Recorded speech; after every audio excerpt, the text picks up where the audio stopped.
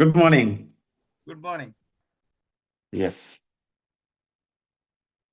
വളരെയധികം സന്തോഷമുണ്ട്. കാരണം മറ്റൊന്നുമല്ല, ഈ ഒരു സൺഡേ ആർക്കെ മോർണിംഗ് മീറ്റിൽ ഒരു എക്സ്പീരിയൻസ് പറയാൻ ഭാഗ്യം തന്ന സർവേശ്വരനിൽ അവർക്ക് ആദ്യമായിട്ട് ഞാൻ നന്ദി പറയുന്നു.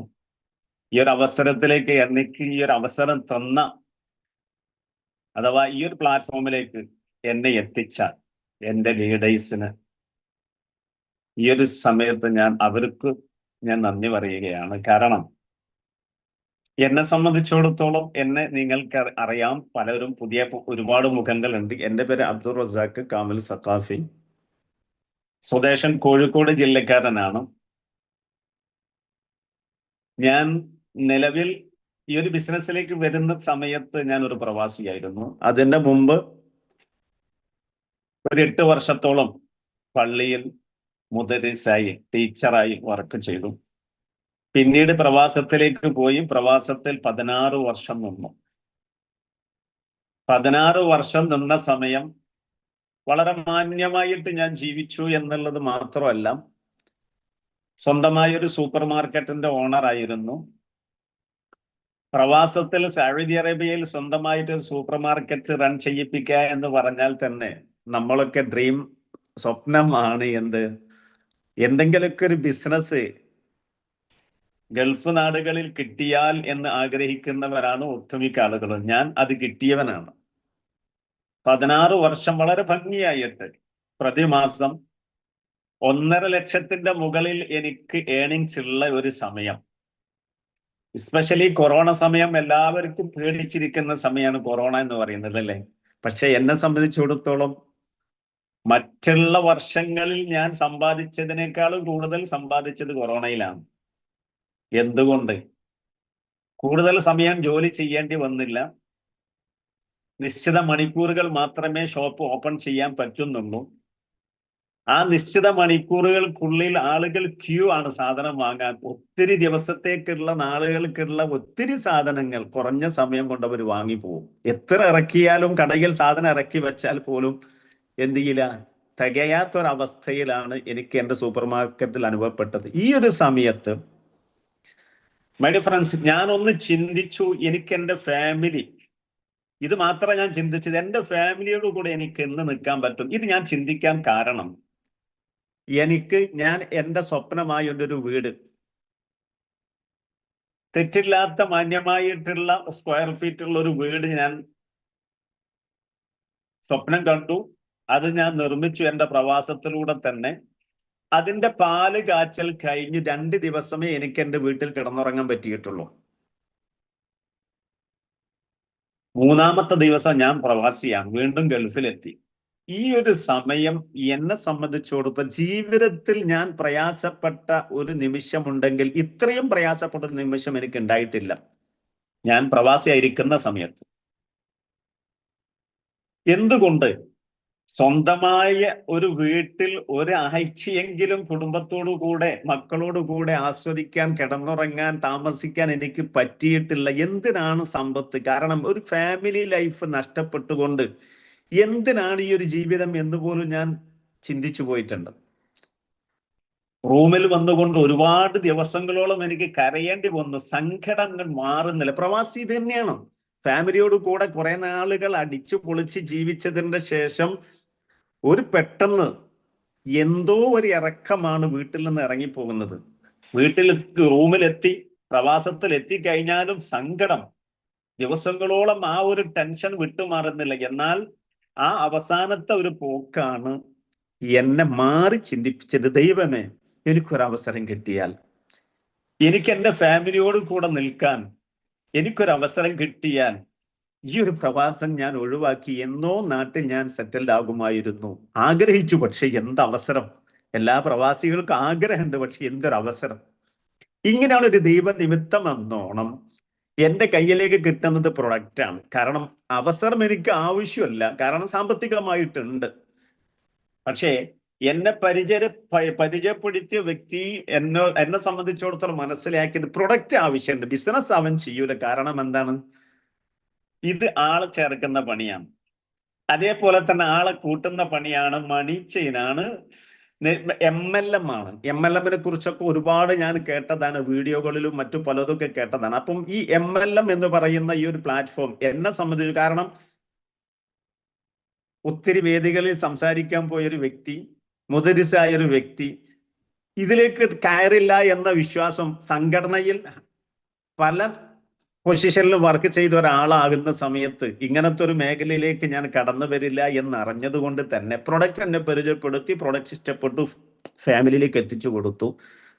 ഫാമിലിക്ക് ബെനിഫിറ്റ് കിട്ടിയപ്പോഴാണ് ഗൾഫിലേക്ക്, സൗദി അറേബ്യയെ സംബന്ധിച്ച് നമുക്ക് എല്ലാവർക്കും അറിയാം, സൗദി അറേബ്യയിൽ ഒരു മെഡിസിൻ നമ്മൾ ഇവിടെ അങ്ങ് കൊണ്ടുപോയി നമ്മുടെ കയ്യിൽ കിട്ടുന്നത് വരെ അതിന് എത്രയോ പേപ്പറുകൾ നമ്മൾ എഴുതി സൂക്ഷിച്ചിരിക്കണം.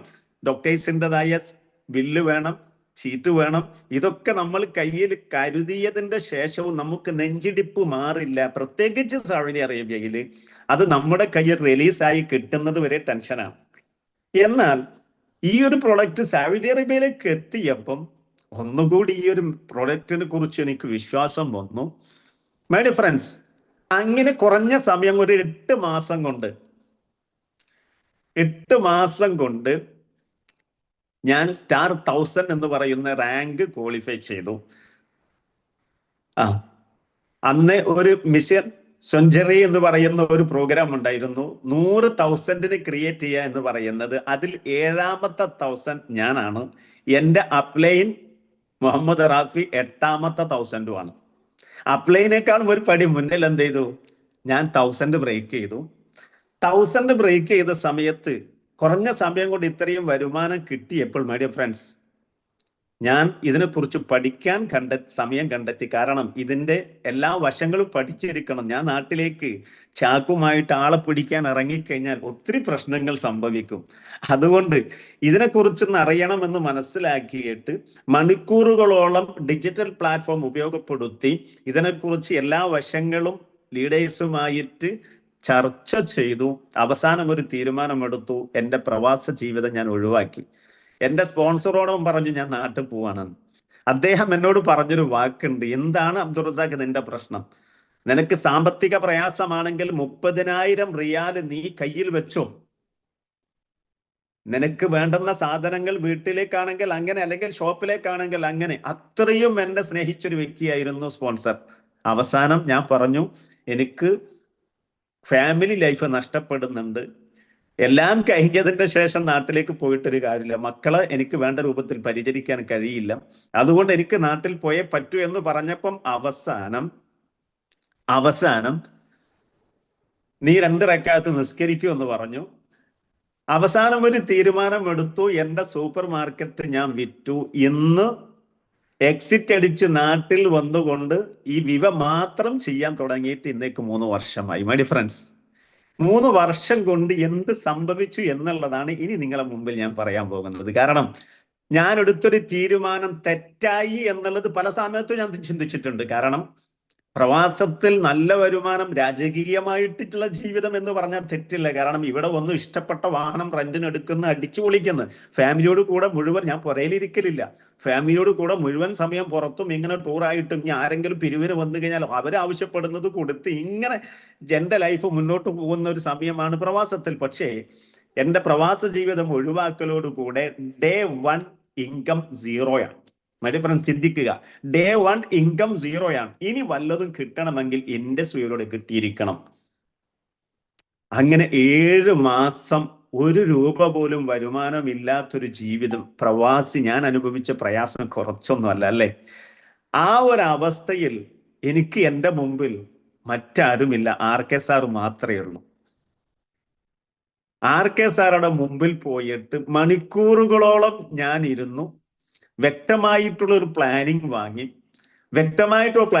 വാങ്ങി എൻ്റെ സ്ട്രക്ചർ അവിടെ വെച്ചുകൊണ്ട് ചോദിച്ചു മനസ്സിലാക്കിയിട്ട് എന്നോട് RK സാറ് പറഞ്ഞു, ഓക്കെ, നീ ഈ രൂപത്തിൽ വർക്ക് ചെയ്ത് കഴിഞ്ഞാൽ എല്ലാ സപ്പോർട്ടും നമ്മുടെ ഭാഗത്തും ലീഡേഴ്സിന്റെ ഭാഗത്തും നീ ഈ രൂപത്തിൽ ചെയ്യണം. അതിന്റെ അപ്ഡേഷൻ എല്ലാ ആഴ്ചയിലും എന്നെ അറിയിച്ചുകൊണ്ടേ നിൽക്കണം.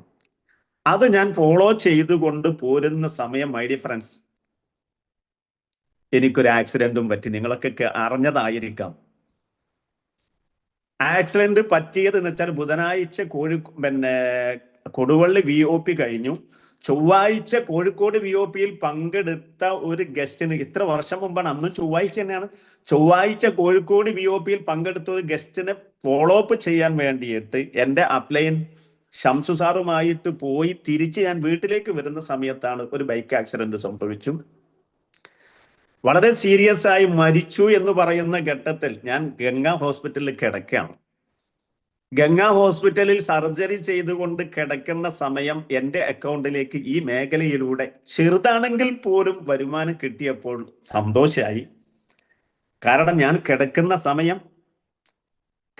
സമയമാണ്, 1 രൂപ പോലും, 16 വർഷം പ്രവാസത്തിൽ നിന്ന കാരണം കൊണ്ട് 1 രൂപ പോലും എനിക്ക് വരുമാനം കിട്ടുന്നില്ല എന്ന് മാത്രമല്ല, കിട്ടിയത് ഈ ഒരു മേഖലയിലൂടെയാണ്. തൊട്ടടുത്ത ആഴ്ചയിൽ വീണ്ടും 8750 രൂപ എൻ്റെ അക്കൗണ്ടിലേക്ക് ക്രെഡിറ്റ് ആയി. ഒന്നുകൂടെ ഇൻട്രസ്റ്റഡ് ആയി ഈ ഒരു മേഖലയെ കുറിച്ച്. അങ്ങനെ വീട്ടിലേക്ക് വന്നു. അവിടുന്ന് ഡിസ്ചാർജ് ചെയ്തു. ഗംഗാ ഹോസ്പിറ്റലിൽ ശരീരത്തിന്റെ പല ഭാഗങ്ങളും ഞെട്ടും ബോൾട്ടും സ്റ്റീലിന്റെ പ്ലേറ്റൊക്കെ വെച്ചുകൊണ്ട് ഞാൻ ഹോസ്പിറ്റലിൽ നിന്ന് വീട്ടിലെത്തി. ഞാൻ ഏറ്റവും കൂടുതൽ സ്നേഹിക്കുന്ന എനിക്കൊരു കുഞ്ഞുണ്ടായിരുന്നു, ഒരു പെൺകുഞ്ഞ്, അഥവാ 19 വയസ്സ് പ്രായമാണ് അന്ന്. 10 ദിവസം കഴിഞ്ഞപ്പം അവൾ മരിക്കുകയും ചെയ്തു. മൈ ഡിയർ ഫ്രണ്ട്സ്, നിങ്ങളൊന്ന് മനസ്സിലാക്കുക, ഒരു പിതാവിന് ഏറ്റവും കൂടുതൽ അവർ ആഗ്രഹിക്കുന്നത് തൻ്റെ മകളുടെ എല്ലാറ്റിലും ഞാനൊരു ഭാഗവാക്കാവണം എന്നൊരു ചിന്ത ഏതെങ്കിലും ഒരു പിതാവിനുണ്ടാവുമല്ലോ. പക്ഷേ ഞാൻ ഒരു മരിച്ചു കിടക്കുന്നൊരു ശവം പോലെയാണ് ഞാനും കിടക്കുന്നത്. അനങ്ങാൻ പാടില്ല, ഒന്ന് എഴുന്നേൽക്കാൻ പാടില്ല, ശരീരത്തിന്റെ പല ഭാഗങ്ങളിലും ഞെട്ടുമ്പോൾട്ടുമാണ് ഞാൻ. അങ്ങനെ കിടക്കുന്ന സമയത്താണ് എൻ്റെ പൊന്നുമോള് മരിക്കുന്നത്. ആ മരിച്ച മാസമാണ് ഈ മാസം. നാളെയാണ് അവൾ മരിച്ച ദിവസം, അഥവാ നോമ്പ് 20-ന്, 21-ാം രാവിലാണ് എൻ്റെ മകള് മരിച്ചത്. മൈ ഡിയർ ഫ്രണ്ട്സ്, ഈ ഒരു പ്രയാസം വല്ലാതെ എന്നെ തളർത്തി. ആക്സിഡന്റ് പറ്റുന്ന സമയത്ത് എൻ്റെ കയ്യിൽ, എൻ്റെ പോക്കറ്റിൽ എൻ്റെതായിട്ടുള്ളത് അക്കൗണ്ടിൽ എനിക്കില്ല. എൻ്റെ ഫാമിലിയുടെ, എൻ്റെ വൈഫിന്റെ പാസ്ബുക്കിലാണ് ഞാൻ ബിസിനസ് ചെയ്തുകൊണ്ടിരിക്കുന്നത്. ഞാൻ കോ അപ്ലിക്കൻ്റ് ആണ്. ആക്സിഡന്റ് പറ്റുന്ന സമയത്ത് ഞാൻ കോ അപ്ലിക്കൻ്റ് ആണ്. അവിടെയും എനിക്ക് നഷ്ടമായി. അപ്ലിക്കൻ്റ് ആയിരുന്നു എങ്കിൽ എനിക്ക് കമ്പനിയിൽ നിന്ന് വല്ലതെന്തെങ്കിലുമൊക്കെ വാങ്ങിയെടുക്കാമായിരുന്നു. അതിനു വേണ്ടിയിട്ടുള്ള പേപ്പർ വർക്കുകളൊക്കെ കഴിഞ്ഞ സമയത്താണ് എനിക്കത് സംഭവിക്കുന്നത്. ആ സമയത്ത് എൻ്റെ കയ്യിലുള്ളത് 30 രൂപ. ഞാൻ ആഗ്രഹിച്ചു, ഷംസു സാറ് എനിക്ക് ചായയും എന്തെങ്കിലുമൊക്കെ വാങ്ങിത്തന്നാൽ നന്നായിരുന്നു എന്ന്. ഷംസു സാറുടെയും ആഗ്രഹം അങ്ങനെയൊക്കെ തന്നെ ആയിരിക്കും. കാരണം രണ്ടുപേരുടെയും കയ്യിൽ ഫണ്ട് ഉണ്ടാവുന്ന ഒരവസ്ഥയല്ല. അങ്ങനെ ഞാൻ എന്ത് ചെയ്തു, ഹോസ്പിറ്റലിൽ കിടന്നു. വീട്ടിലെത്തി. എനിക്ക് സംഭവിച്ചത് എൻ്റെ ഒരു മകളുടെ മരണമാണ്. മനസ്സിലാക്കുക നിങ്ങൾ, എൻ്റെ മകളുടെ മയ്യത്ത് നിസ്കാരത്തിന് ഞാൻ നിസ്കരിച്ച രൂപം, എൻ്റെ മകളുടെ മയ്യത്ത് കുളിപ്പിക്കാൻ കൊണ്ടുവന്ന സ്ട്രെച്ചറിൽ എന്നെ അങ്ങ് എടുത്ത് കിടത്തിയിട്ടൊരു വെള്ള പുതച്ചുകൊണ്ട് എന്നെ തറയിൽ കിടത്തി എൻ്റെ മകള് കട്ടിലിലും. അങ്ങനെയാണ് ഞാൻ മയ്യത്ത് നിസ്കരിക്കുന്നത്. കണ്ടു നിന്ന മുഴുവൻ ആളുകളും കരഞ്ഞു എന്ന് മാത്രമല്ല, അതൊരു വല്ലാത്തൊരു രംഗമാണ്. എൻ്റെ മകളെ പള്ളിയിലേക്ക് പറഞ്ഞു വിടുന്നതിൻ്റെ മുമ്പ്, മൈ ഡിയർ ഫ്രണ്ട്സ്, ഒന്നും എൻ്റെ നെഞ്ചിലേക്കൊന്ന് ചേർത്ത് വെക്കാൻ എനിക്ക് കഴിഞ്ഞില്ല. അവർക്കുള്ള അന്ത്യകർമ്മത്തിന് പങ്കെടുക്കാൻ എനിക്ക് കഴിഞ്ഞില്ല. ഒരു പിതാവിനെ സംബന്ധിച്ചിടത്തോളം ആ പ്രയാസം തീർത്താൽ തീരില്ല. പക്ഷേ ഈ സന്ദർഭങ്ങളിലൊക്കെ എന്നെ സമാധാനപ്പെടുത്താനും എന്നെ ആശ്വസിപ്പിക്കാനും ഉണ്ടായിരുന്നത് RK സാറും അലി സാറും എന്നെ ഈ കൂടെ നിർത്തിയ എൻ്റെ ലീഡേഴ്സ് മുഴുവനുമാണ്. മണിക്കൂറുകളോളം എൻ്റെ അരികിൽ വെച്ചുകൊണ്ട് അലി സാറ് സംസാരിച്ചിട്ടുണ്ട്. അതേപോലെ തന്നെ RK സാറും ജുനൈ സാറും വന്നുകൊണ്ട് ഒരുപാട് ആശ്വാസവാക്കുകൾ പറഞ്ഞിട്ടുണ്ട്. ഇതൊന്നും ഒരിക്കലും എൻ്റെ ജീവിതത്തിൽ ഞാൻ മറക്കുന്നതല്ല. എൻ്റെ അരികിൽ വന്നുകൊണ്ട് മണിക്കൂറുകളോളം അലി സാർ ഇരുന്ന് എൻ്റെ വീട്ടിലിരുന്നു കൊണ്ട്, എത്ര തിരക്ക് പിടിച്ച മനുഷ്യൻ. അന്ന് തന്നെ ജീവാനന്ദ് സാർ എന്നെ വിളിച്ചു. ജീവാൻ സാർ വിളിച്ചിട്ട്, അബ്ദുൾ റസാഖ് പേടിക്കണ്ട, ഞാൻ അങ്ങോട്ട് വരാം. ഞാൻ പറഞ്ഞു, സാറ് വരരുത്, അന്ന് സ്റ്റാർ സമ്മീറ്റ് നടക്കുന്ന ഒരു സമയമാണ്. അതിൻ്റെ എല്ലാ കട്ട് ഓഫും അതിൻ്റെ എല്ലാം പ്രോസസ്സിങ് നടന്നുകൊണ്ടിരിക്കുന്ന ഒരു സമയമാണ്. ഞാൻ പറഞ്ഞു, സാർ ഒരിക്കലും വരരുത്, സാറ് പ്രാർത്ഥിച്ചാൽ മാത്രം മതി എന്ന് പറഞ്ഞുകൊണ്ട് അത്രയും എന്നെ നെഞ്ചിലേക്ക് എൻ്റെ ലീഡേഴ്സാണ് എന്നെ ചേർത്ത് വെച്ചിട്ടുള്ളത്. മരിച്ചു, എൻ്റെ മകള് മരിച്ചു കിടക്കുന്ന സമയത്ത് എൻ്റെ കൂടെ എന്നെ സപ്പോർട്ട് ചെയ്യുന്ന എൻ്റെ ടീമും എൻ്റെ എല്ലാവരും ഇവിടെ വന്നുകൊണ്ട് എന്നെ സപ്പോർട്ട് ചെയ്തു. അവര് രാപ്പകലില്ലാതെ ഉറക്കൊഴിഞ്ഞുകൊണ്ട് എന്നോട് കൂടെ നിന്നു എന്നുള്ളത് തന്നെ എനിക്ക് വല്ലാത്തൊരു ആശ്വാസം നൽകി. അങ്ങനെ പിന്നീട് ഞാൻ കിടന്നുകൊണ്ടിരിക്കുന്ന സമയത്ത് പ്രൊഡക്റ്റ് സെല്ലിംഗ് നടക്കും. ടീമുകളൊക്കെ ഇനി അവൻ തിരിച്ചു വരില്ല, മരിച്ചു എന്നുള്ള രൂപത്തിലാണ് ടീം കണ്ടിരുന്നത്. ടീമുകൾ പലരും എന്ത് ചെയ്തു, നിർത്തിപ്പോയി, പലരും ബിസിനസ്സിൽ നിന്ന് ഔട്ടായി. ഞാൻ പ്രൊഡക്റ്റ് സെല്ലിങ്ങുമായിട്ട് അങ്ങനെ കഴിഞ്ഞു. 3 നേരം നമ്മളെ പ്രൊഡക്റ്റ് ഉപയോഗിച്ചു. എന്നെ ട്രീറ്റ് ചെയ്ത ഡോക്ടർ പറഞ്ഞത്, മൈ ഡിയർ ഫ്രണ്ട്സ്, നീ 6 മാസം വാട്ടർ ബെഡിലോ ഹെയർ ബെഡിലോ കിടക്കണം. കാരണം അന്ന് അനങ്ങാൻ പോലും പാടില്ല എന്ന് പറഞ്ഞ ഞാൻ നമ്മുടെ ഐപ്പിൾസ് 3 നേരം ഉപയോഗിച്ച ഒറ്റ കാരണം കൊണ്ട് വാക്കർ പിടിച്ചുകൊണ്ട് 1 മാസം കൊണ്ട് നടക്കാൻ തുടങ്ങി. എന്നെ സർജറി ചെയ്ത ഡോക്ടർ പോലും അത്ഭുതപ്പെട്ടു പോയിട്ടുണ്ട്. അങ്ങനെ ഞാൻ നടന്നു എന്ന് മാത്രമല്ല മൈ ഡിയർ ഫ്രണ്ട്സ്, 2 മാസം കഴിഞ്ഞപ്പം അന്ന് എൻ്റെ കയ്യിൽ ഉണ്ടായ ഒരു ഡസ്റ്റർ ആയിരുന്നു. ആ ഡസ്റ്ററിൽ യാത്ര ചെയ്തു പുറത്തേക്ക് ഇറങ്ങാൻ തുടങ്ങി മറ്റൊരു ഡ്രൈവറെ വെച്ചുകൊണ്ട്. 3 മാസം കഴിഞ്ഞപ്പോഴാണ് ഞാൻ വണ്ടി ഡ്രൈവ് ചെയ്യാൻ പതുക്കെ വണ്ടി ഡ്രൈവ് ചെയ്യാൻ തുടങ്ങി. ആ ഒരു സമയത്താണ് മൈ ഡിയർ ഫ്രണ്ട്സ്, കോഴിക്കോട് ഒരു പ്രോഗ്രാം നടന്നു. നമ്മളെല്ലാവർക്കും കേട്ട ഒരു പ്രോഗ്രാമാണ്, സ്വപ്ന നഗരിയിൽ വെച്ചുകൊണ്ട്. ആ ഒരു പ്രോഗ്രാമിൽ ഞാൻ പങ്കെടുത്തു. എങ്ങനെ? മറ്റൊരാളുടെ സഹായത്തോടു കൂടെ. അന്ന് എനിക്കൊരു മൊമെന്റം കിട്ടിയിരുന്നു. ദീപക് സാറാണ് അന്ന് MC ആയിട്ടുണ്ടായിരുന്നത്. എല്ലാ ലീഡേഴ്സും എനിക്ക് സ്റ്റേജിന്റെ മുകളിൽ കയറാൻ കഴിയില്ല, വാക്കറിലാണ് ഞാൻ പോയിരുന്നത്. എല്ലാ ലീഡേഴ്സും താഴേക്ക് ഇറങ്ങി വന്നു. അസ്ന ഹരാരോയിൽ നിന്ന് ഞാൻ മൊമെന്റോ വാങ്ങി. അതൊക്കെ എൻ്റെ ജീവിതത്തിൽ ഒരിക്കലും മറക്കാൻ പറ്റാത്ത ഒരു നിമിഷങ്ങളാണ്. അങ്ങനെ ഞാൻ എന്ത് ചെയ്തു, ഇത് കണ്ട സമയത്ത് എന്നോട് കൂടെ വന്ന മുഴുവൻ ആളുകളെയും കിളി പോയി. ഈ ഒരു സാഹചര്യത്തിൽ ഇത്രയും പ്രയാസപ്പെട്ടിരിക്കുന്ന സമയത്തും എനിക്ക് ഇൻകം എന്ന് പറയുന്നത് ഉണ്ടായിട്ടില്ല. കാരണം ഞാൻ കിടക്കുകയാണ്, ടീം മുഴുവനും പോയി. പിന്നീട് ഒരു തീരുമാനമെടുത്ത് ആ സമയത്ത് 4 മാസത്തിന്റെ ശേഷം വാക്കറും പിടിച്ചുകൊണ്ട് ഞാൻ EDC മീറ്റിൽ പങ്കെടുത്തിട്ടുണ്ട്. അതുപോലെ തന്നെ മറ്റുള്ള പല പ്രോഗ്രാമിൽ ഞാൻ പ്രോഗ്രാം മിസ് ചെയ്യാൻ ഒരിക്കലും ആഗ്രഹിക്കുന്ന ഒരു വ്യക്തിയല്ല. അല്പമെങ്കിലും ജീവുണ്ടെങ്കിൽ എവിടെയെങ്കിലുമൊക്കെ ഞാൻ എത്തിപ്പെടും. ഇങ്ങനെ ഞാൻ എന്ത് ചെയ്തു, സീരിയസ് ആയിട്ട് വർക്ക് ചെയ്യാൻ തുടങ്ങിയ ഒരൊറ്റ കാരണം കൊണ്ട് മൈ ഡിയർ ഫ്രണ്ട്സ്, ടീം സാവകാശം എന്നോടും കൂടെ വീണ്ടും പലതും പുതിയ കണക്ഷൻസുകൾ വന്നു തുടങ്ങി. അവസാനം മൈ ഡിയർ ഫ്രണ്ട്സ്, ഞാൻ ചുരുക്കി പറയട്ടെ, RK സാർ എൻ്റെ വാക്ക് കേൾക്കാനല്ല നിങ്ങളാരും കാത്തിരിക്കുന്നത്. ഇന്നത്തെ നമ്മുടെ മെയിൻ ഗസ്റ്റ് നമ്മളെ കാത്തിരിക്കുകയാണ്. ഈ ഒരു സമയത്ത് മൈ ഡിയർ ഫ്രണ്ട്സ്, പിന്നീട് എനിക്കൊരു തീരുമാനം, ഞാൻ എന്തെങ്കിലും ആയിട്ട് ഈ വിവയിൽ എനിക്കെന്ത് ചെയ്യുള്ളൂ, ഇനി വിശ്രമമുള്ളൂ എന്നുള്ളൊരു തീരുമാനത്തിന്റെ അടിസ്ഥാനത്തിൽ ഒത്തിരി ആളുകൾ എന്നെ പരിഹസിച്ചു. ഒത്തിരി ആളുകൾ എന്നെ ഇതിൽ നിന്ന് പിന്തിരിപ്പിക്കുക. എൻ്റെ സഹോദരിമാരും സഹോദരന്മാരും മുഴുവൻ ആളുകളും ഒത്തിരി കാര്യങ്ങൾ എനിക്ക് പറയാനുണ്ട്.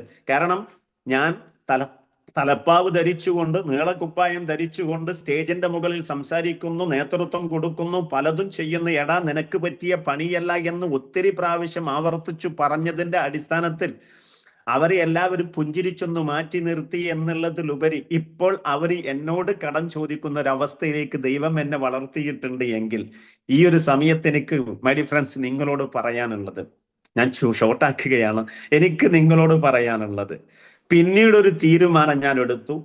ആ തീരുമാനത്തിന്റെ ഭാഗമായിട്ട് എൻ്റെ അപ്ലൈൻ പൂർണ്ണ സപ്പോർട്ട് ഇല്ലാത്തൊരവസ്ഥ വന്നു.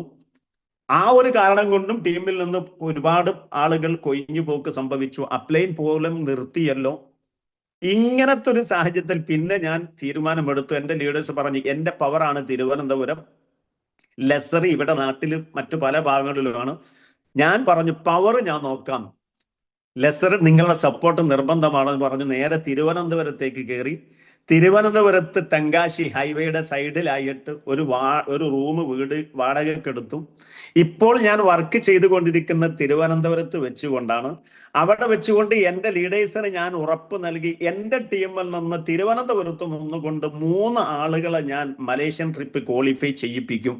മൈ ഡിയർ ഫ്രണ്ട്സ്, ഇപ്പോൾ വളരെയധികം പ്രൗഡായിട്ട് എനിക്ക് പറയാൻ പറ്റും, ഈ മലേഷ്യൻ കോൺടെസ്റ്റ് വന്നതോടുകൂടെ ടീം എന്നോട് കൂടെ നിന്നു. അവരും മരിച്ചു പണിയെടുത്ത ഒരൊറ്റ കാരണം കൊണ്ട് എൻ്റെ ടീമിൽ നിന്ന് ഏകദേശം 8ഓളം ആളുകളെ മലേഷ്യൻ ട്രിപ്പ് എനിക്ക് ക്വാളിഫൈ ചെയ്യിപ്പിക്കാൻ പറ്റി. തിരുവനന്തപുരത്ത് വെച്ചുകൊണ്ട് 3 ആളുകളെ ഞാൻ എന്ത് ചെയ്തു, കഴിഞ്ഞ ആ ഒരു